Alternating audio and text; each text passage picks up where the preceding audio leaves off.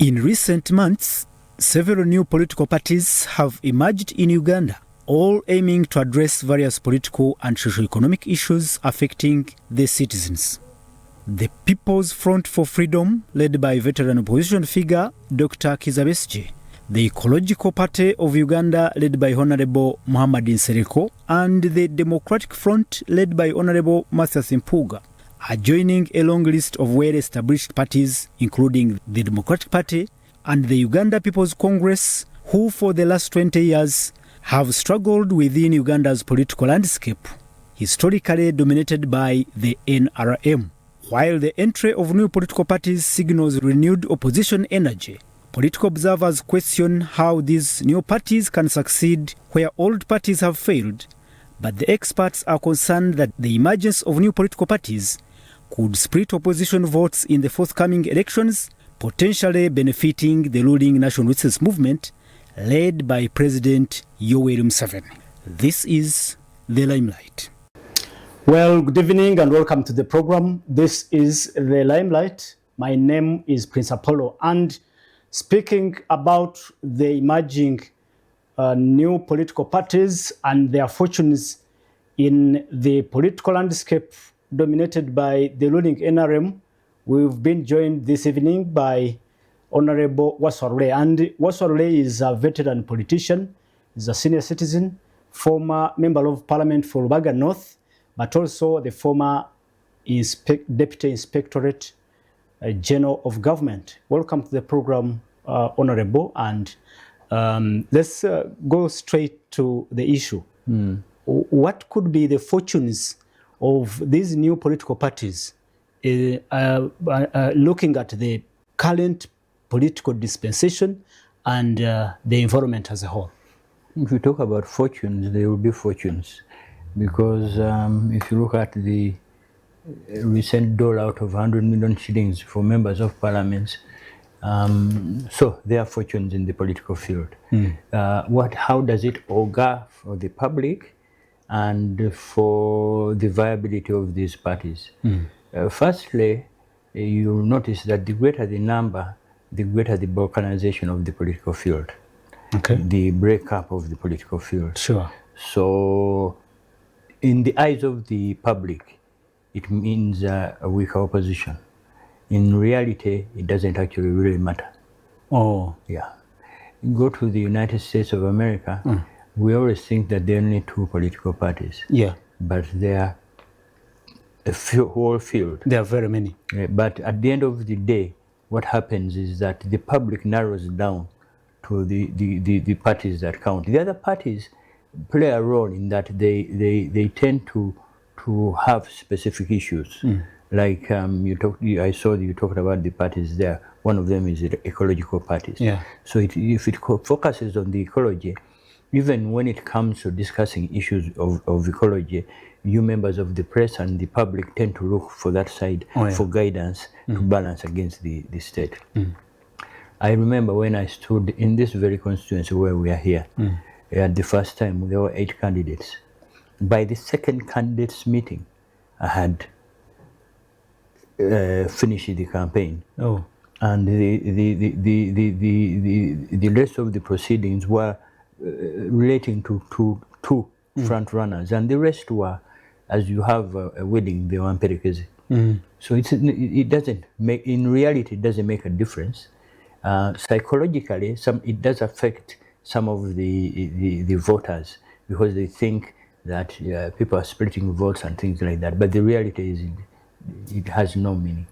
Let's look at the principles behind these new political parties. Yes. You have a veteran politician, Dr. Retired Colonel Kizza Besigye, Yes. the founder president of prison. Another political party. In prison? FDC. No, behind this us. new People's Front for Freedom. Yes. Then on the other side, you have Honorable Mathias Mpuuga, another senior politician from with the background of the Democratic Party. And then you have Honorable Muhammad Nsereko leading the newest ecological party of Uganda. What chances, what are the opportunities for these new babies to thrive in this current political environment? They'll thrive because the oil that engines the political environment today is there. But will they grow beyond a certain? What is that oil you're talking about? What is that oil? The monetization of politics. Yes, is what drives the political scene these days. So they'll thrive because there's money in politics. But will they thrive in that? They'll get a substantial footprint. I don't think that the apart from, of course, the PFF is a splinter from the FDC. So they'll be grappling with the FDC for the positions that they have. So they'll split their vote. They'll split their candidates, and so you will have two units that are weaker than the former unit, right? Which does not make much sense in creating impact. In creating impact, remember that it's very difficult to get these units together, and it's also very dangerous to get them together. Yeah, but it's very difficult because they all want for themselves. So at the end of the day, the impact for their declared goal, because unfortunately the declared goal of most of the opposition units today is a change. Is to take power and cause change.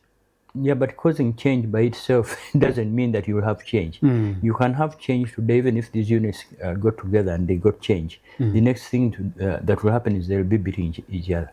They'll be fighting each other. So you will not have stability. You will come from a bad situation to a worse situation. So change in itself is not a political objective. And it's a very naive political objective. But unfortunately, the political units that we have today mainly talk about change. All looking and focusing at change. Yes. So they don't know what they're in the business for. You're in business to provide the service to the electorate, not to go into office for yourself. What comes first? To provide those services to the citizens, they find that it must be through that change. We are in the situation where we are in now because of lack of definition of what political units are intending to fulfill. If you promise people that it's okay, let's have a change, you will get something better when I get there. Remember, you go into power without a contract, without a social contract. Without a social contract, nobody can hold you to accountability. So that is a very, very major weakness in politics. Yeah. So you must go beyond seeking change. You must have a program. And is that program palatable? We might think that, say, if I have issues with the way land matters are being handled today, that if you get to office, that they'll change. And suddenly you'll start grabbing all the land and we'll go from the frying pan into the fire.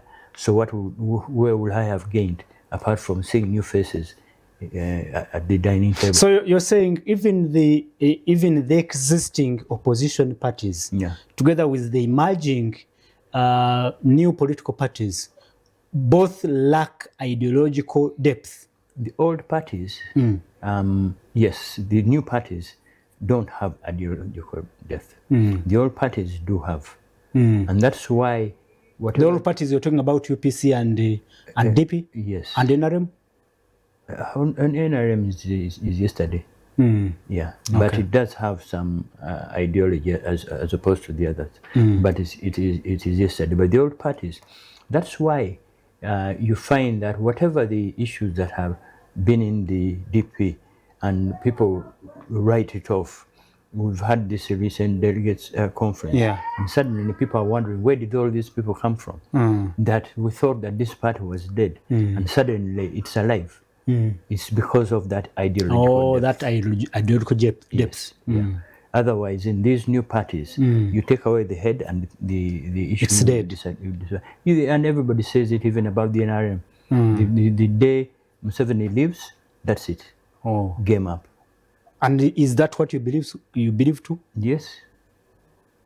Okay, so you said the new political parties have no I don't know if we may call it capacity to create impact on the ground, They have potential. but they may thrive because the environment is in one way or another conducive for them to thrive. Yes, it is specifically created for animals like that to survive. They will survive. They will survive. But they may not create Look at reasonable the impact. business, and this is the thing. In Parliament, when we were there were some 300 or so members of Parliament. Now you have 500. Now, when a major vote comes, there's no debate. They walk out. The issues are passed without debate. They go protesting that we were maltreated and whatever.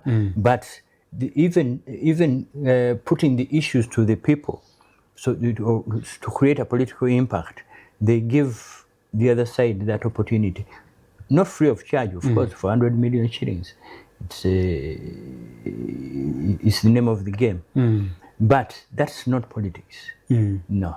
At the end of the day, it's very dangerous, and it leaves the residual power in the hands of the people. And the day the people exercise that power, that's when we will know that that power is out of control.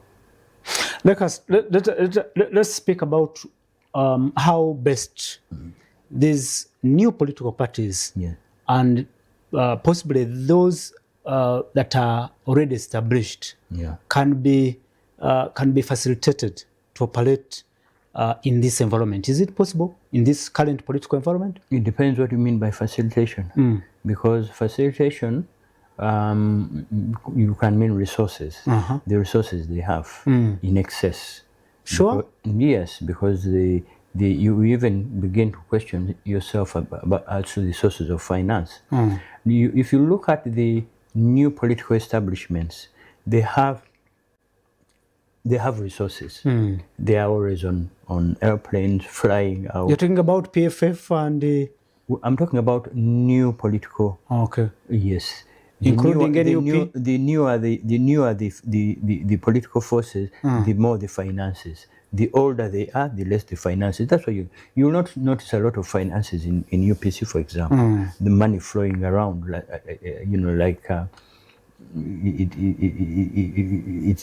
it's going out of fashion. So why is it? It's because that money must have a source. Why is it that these old parties that have been around, have got contacts in Europe, in wherever, have not raised the finances, and yet these ones have in very short term? You must question yourself, where do these finances come from that are excessive? Yeah. So it is that political environment that is created, is artificial. But who is the creator?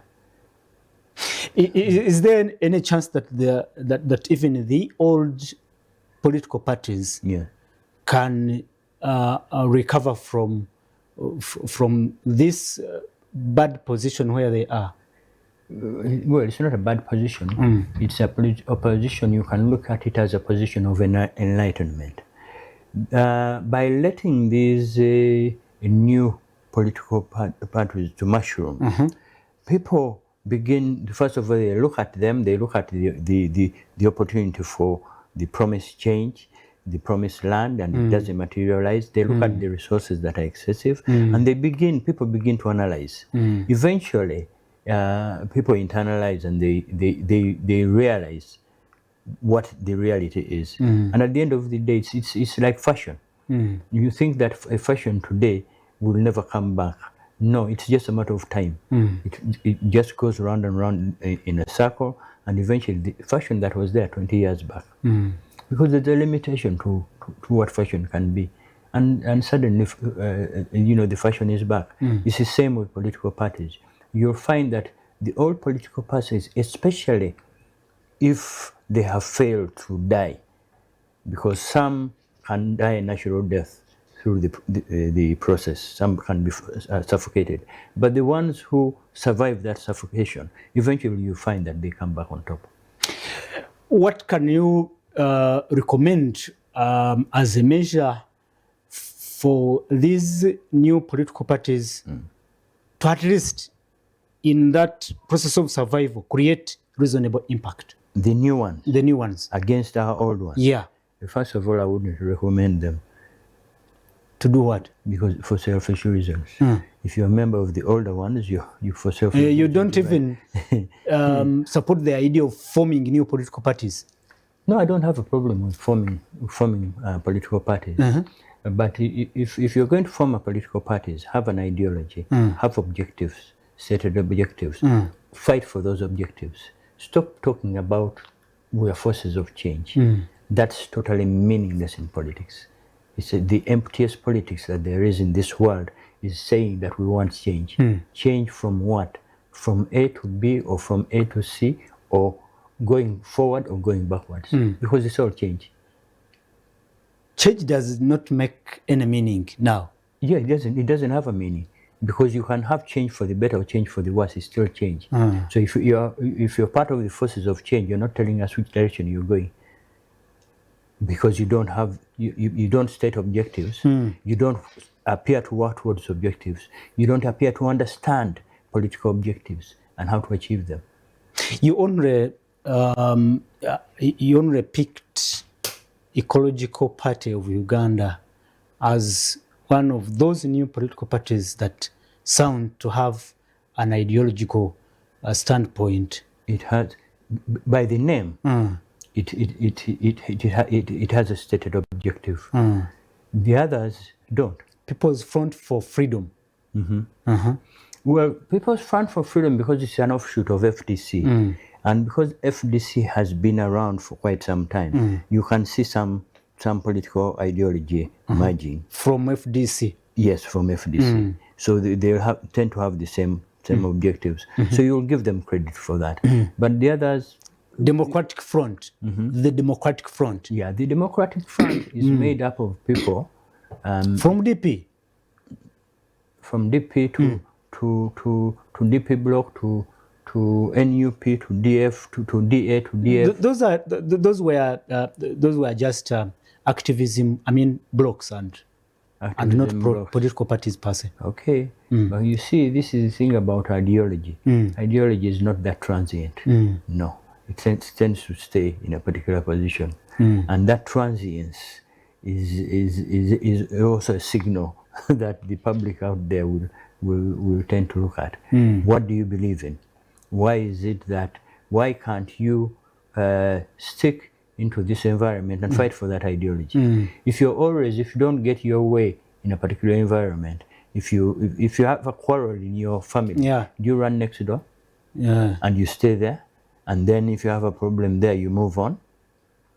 So it's a bad signal. You don't like that behavior of... It's just a bad signal. It's a test of character.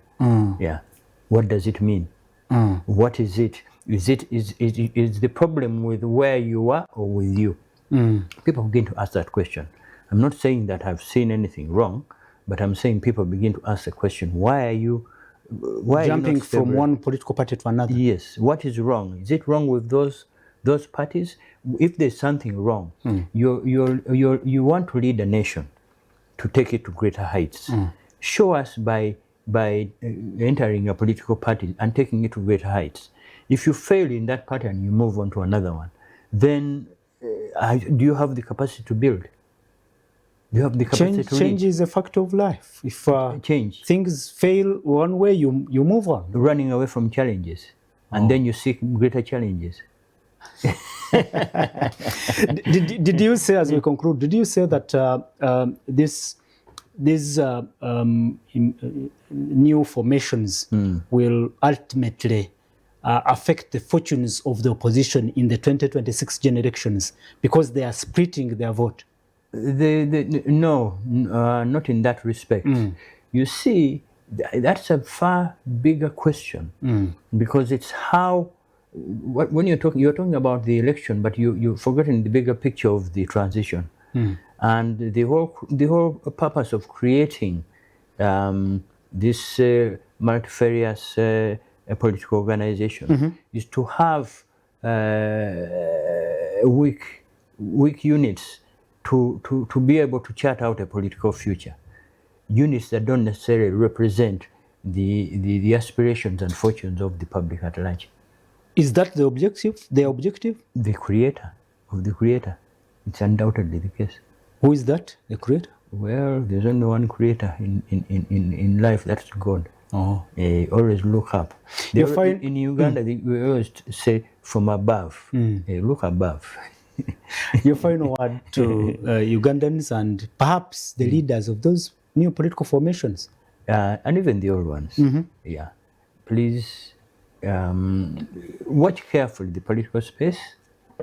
We expect within the next 5-10 years to have substantial changes in this country, and I'm hoping and praying that we'll get a change for the better to be able to move on. Thank you so much, Honorable Waswale. And Waswale is a veteran politician, but also a senior citizen, and a veteran member of the Democratic Party, and also Yeah, an elder.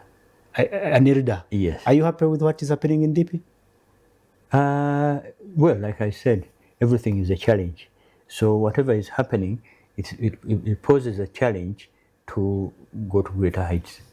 My name is Prince Apollo. Let's catch up again next Friday in another edition of the Limelight, and let's keep tabs on what is happening in these new political parties as well as the old political parties. After here, we are going into a Misinji with Pastor Aloysius Bujingo, and then later we'll connect with Canaan Land directly for a Power Pact overnight on Salt TV, and it's still time. There is still time. You can join the prayer service at Canaan Land this evening. Until then, God bless you and God bless Uganda. Download the Salt Media app from the Google Play Store and the Apple App Store.